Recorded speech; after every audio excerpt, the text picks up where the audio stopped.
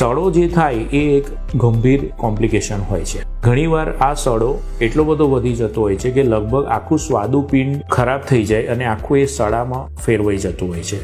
અને જો આ સડામાં ચેપ લાગે એટલે ઇન્ફેક્શન થાય તો પેશન્ટની હાલત ખૂબ જ ગંભીર થઈ જતી હોય છે. તો પેટમાં કોઈ પણ તકલીફ થતી હોય તો એની અવગણના કર્યા વગર એની આપણે યોગ્ય સારવાર કરાવવી જોઈએ. એક્સપર્ટ ડોક્ટરને બતાવીને એની ડાયગ્નોસિસ કરાવીને પછી એની ટ્રીટમેન્ટ કરી લેવી જોઈએ. રાઈટ ટાઈમ પર જો ડાયગ્નોસિસ થઈ જાય તો આપણે ઘણી બધી ગંભીર પરિસ્થિતિથી બચી શકીએ છીએ.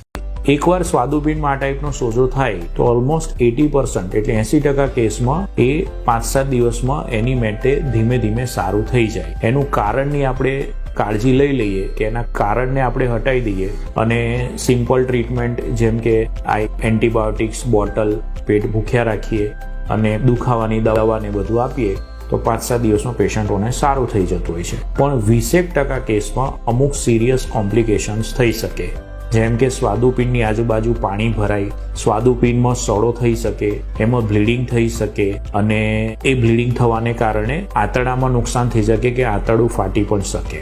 મિત્રો, એક્યુટ પેન્ક્રેટાઇટિસ એટલે પેટની અંદર જે સ્વાદુપિંડ હોય એમાં સોજો જે થાય એની બીમારી. તો એક્યુટ પેન્ક્રેટાઇટિસ થવાના લગભગ મૂળ 2 કારણો હોય છે. એક તો અમુક દર્દીઓ જે ઘણું બધું દારૂનું સેવન કરતા હોય છે એમને સ્વાદુપિંડમાં અચાનક સોજો થઈ જતો હોય છે.